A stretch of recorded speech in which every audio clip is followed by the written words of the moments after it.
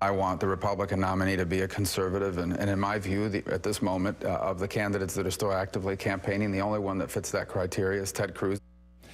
Joining us now, Hugh Hewitt, conservative radio talk show host with the Salem Radio Network. Hugh, that's a bit of breaking news there. He said, I want the nominee to be a conservative. He didn't quite use that word endorse. How far away from endorse do you think Marco Rubio is tonight with Ted Cruz?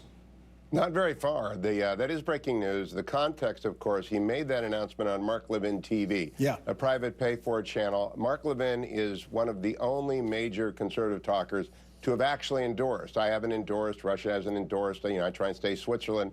But Mark Levin is 100% with Ted Cruz. So for Senator Rubio to drive out to Southern Virginia or south of the Beltway into Virginia, 40 minutes, and sit down with Mark Levin on his new television show and say, I want it to be the real conservative, that's an endorsement in all but name. And so I think it is very significant. You led with the right story tonight, because if you start to think about a Cruz-Rubio ticket, that puts Florida in play. It puts a lot of Latinos back in play who have not previously been targeted by a lot of Republican media or strategists. And there's a new book out by Ed Morrissey called Going Red, which is about the centrality of the Spanish-speaking voting population.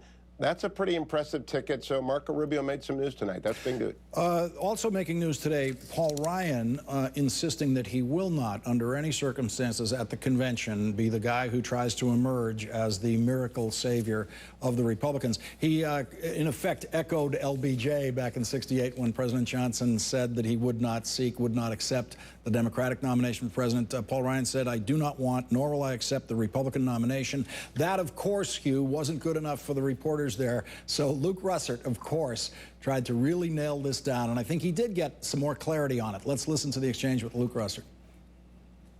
A lot of people said, hey, this is exactly what he said about becoming speaker, and then he ended up taking the job. What do you say to people that are continuously skeptical of you and said, you're just going to back into this just like you did? Apples and oranges. Luke, those are apples and oranges. Being Speaker of the House is a far cry from being President of the United States, specifically because I was already in the House. I'm already a congressman. So I was asked by my colleagues to take a responsibility within Congress that I've already been serving in from the one that I had.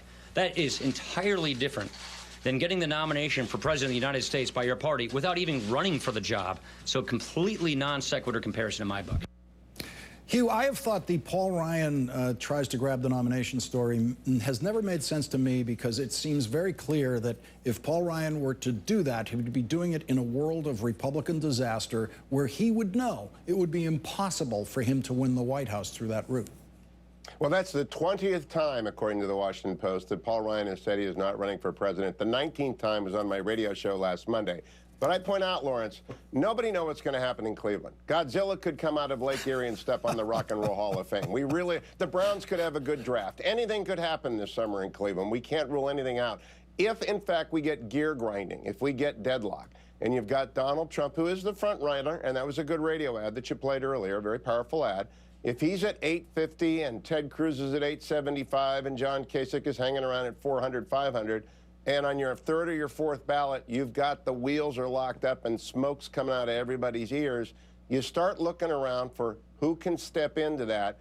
And if not immediately pass former Secretary of State Clinton, at least have a credible campaign in the fall. Everybody thinks Speaker Ryan. He's trying to throw water on that fire. It's not easily put out, because a lot of people think the scenario I just laid out is in fact very plausible, because Trump delegates are as loyal to Trump as Cruz delegates are to Cruz once you get past ballot 3. And then you're into, you know, there's some pretty famous conventions out there that go 20, 30, 50 ballots.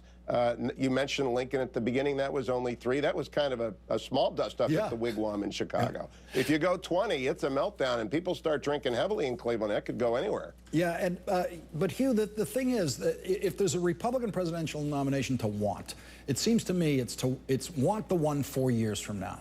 This one already is such a devalued hunk of political currency. It could be the end of Paul Ryan's career, would be, if he took that nomination and lost in the general election. Now we disagree here because I go back to what I view as the essential weakness of Secretary Clinton's campaign.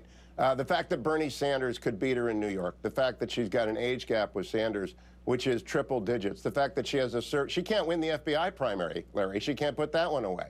And so she's got an essentially weak candidacy, and in the back of Speaker Ryan's mind is the fact that you don't get offered this very much. And so he can say it 20 more times. He can say it 40 times. But if the wheels have come off in Cleveland and they've got a train wreck and all the cars are off, anything could happen. You could get Romney nominated. You could get Nikki Haley nominated. You can get Scott Walker out of reanimated and running again. Anything could happen. All right, this is what it's come to. I believe Paul Ryan meant what he said today, and Hugh Hewitt is not so sure. That's where we are tonight. Hugh, thank you very much for joining us tonight. Really appreciate it. Thanks, Lawrence.